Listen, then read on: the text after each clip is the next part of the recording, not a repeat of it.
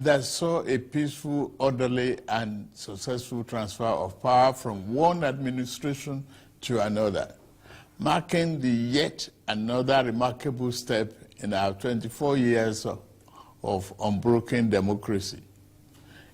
It was a year you, the gracious people of this blessed nation, entrusted your faith in me with a clear mandate to make our country better, to revamp our economy, restore our security within our borders, revitalize our floundering industrial sector, boost cultural production, increase national productivity, and set our country on an irreversible path towards national progress that we and future generations will forever be proud of. The task of building a better nation and making sure we have a Nigerian society that cares for all our citizens is the reason I ran to become your president. It was the core of my renewed hope campaign message, on the basis of which you voted me as president. Everything I have done in office, every decision I've taken, and every trip I've undertaken outside the shores of our land since I assumed office on 29th May 2023 have been done in the best interest of our country. Over the past 7 months of our administration, I have taken some difficult and yet necessary decisions to save our country from fiscal catastrophe. One of those decisions was the removal of fuel subsidy, which had become an unsustainable financial burden on our country for more than 4 decades. Another was the removal of the chokehold of few people on our foreign exchange system that benefited only the rich and the most powerful among us. Without doubt, these two decisions brought some discomfort to individuals, families, and businesses. I am well aware that for some time now, the conversations and debate have centered on the rising cost of living, high inflation, which is now above 28%, and the unacceptable high underemployment rate. From the boardroom at the broad streets in Lagos to the main streets of Kano and Nembe Creeks in Bayelsa, I hear the groans of Nigerians who work hard every day to provide for themselves and their families. I'm not oblivious of the expressed and sometimes unexpressed frustrations of my fellow citizens. I know for a fact that some of our compatriots are even asking if this is how our administration wants to renew their hope. Dear compatriots, take this from me. The time may be rough and tough. However, our spirit must remain unbowed because tough times never last. We are made for this period, never to flinch, never to falter.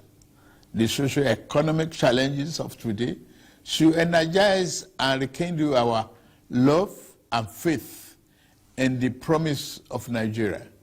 Our current circumstances should make us resolve to work better for the good of our beloved nation.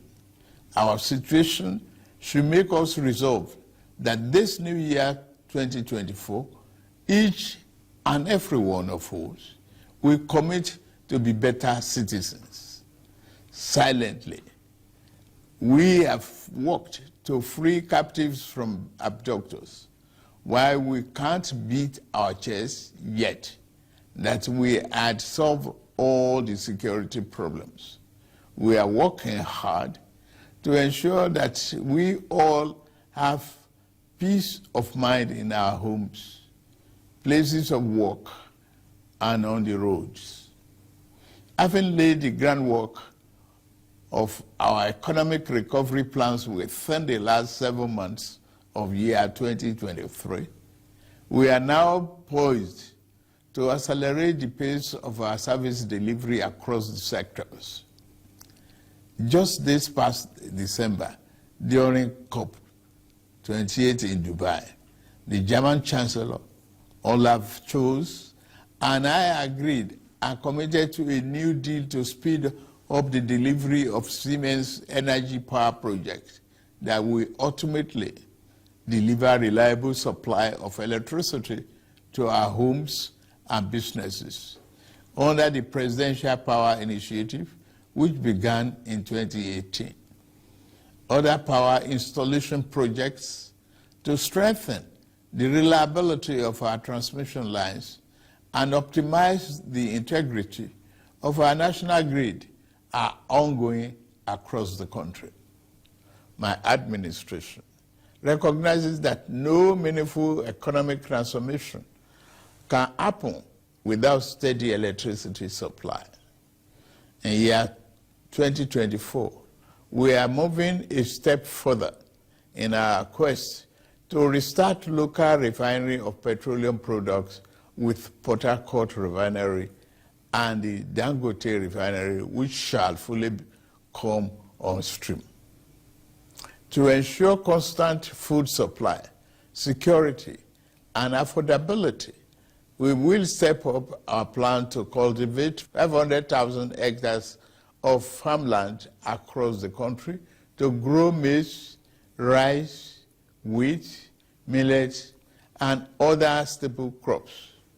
We launched the dry season farming with 120,000 of land in Jigawa State last November under our National Wheat Development Program. And this new year, we will race against time to ensure all the fiscal and tax policies reforms we need to put in place are codified and simplified to ensure the business environment does not destroy value. On every foreign trip I have embarked on, my message to investors and other business people has been the same. Nigeria is ready and open for business. I will fight every obstacle that impedes business competitiveness in Nigeria, and I will not hesitate to remove any clog hindering our path to making Nigeria a destination of choice for local and foreign investments. In my 2024 budget presentation to the National Assembly, I listed my administration's 8 priority areas to include national defense and internal security, job creation, macroeconomic stability, investment environment, optimization, human capital development, poverty reduction, and social security. Because we take our development agenda very seriously, our 2024 budget reflects the premium we place on achieving our governance objectives. We will work diligently to make sure every Nigerian feels the impact of their government, the economic aspirations, and the material well-being of the poor, the most vulnerable, and the working people shall not be neglected. It is in this spirit that we are going to implement a new national living wage for our industrious workers this new year. It is not only good economics to do this, it's also a morally and politically correct thing to do. I took an oath to serve this country and give my best at all times. Like I said in the past, no excuse for poor performance from any of my appointees will be good enough. It is the reason I put in place a policy coordination, evaluation, monitoring, and delivery unit in the presidency to make sure that governance output improves in the living condition of our people. We have set the parameters for evaluation. Within the first quarter of this year, ministers and head of agencies with a future in this administration that I lead will continue to show themselves. Fellow Nigerians, my major ambition in government as a senator in the aborted Third Republic, as governor of Lagos State for 8 years, and now as the president of this blessed country, is to build a fair and equitable society and close the widening inequality gap, while I believe the rich should enjoy their legitimately earned wealth. Our minimum bargain must be that any Nigerian that works hard and diligent enough will have a chance to get ahead in life. I must add that because God didn't create us with equal talents and strengths, I cannot guarantee that we will have equal outcomes when we work hard. But my government, in this new year, 2024 and beyond, will work to give every Nigerian equal opportunity to strive and to thrive. For the new year to yield all its good benefits to us, as individuals and collectively as a people, we must be prepared to play our part. The job of building a prosperous nation is not the job of president. Governors, ministers, lawmakers, and government officials alone. Our destinies are connected as members of this household of Nigeria. Our language, creed, ethnicity, and religious belief, even when they are not same, should never make us work at cross purposes.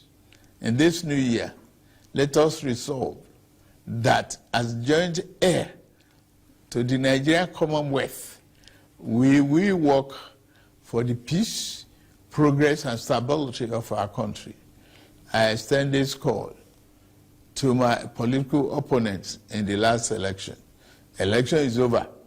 It is time for all of us to work together for the sake of our country.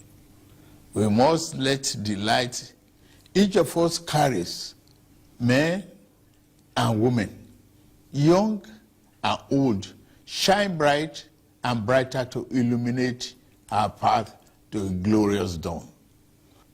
I wish all of us a happy and prosperous year 2024. May God continue to bless the Federal Republic of Nigeria.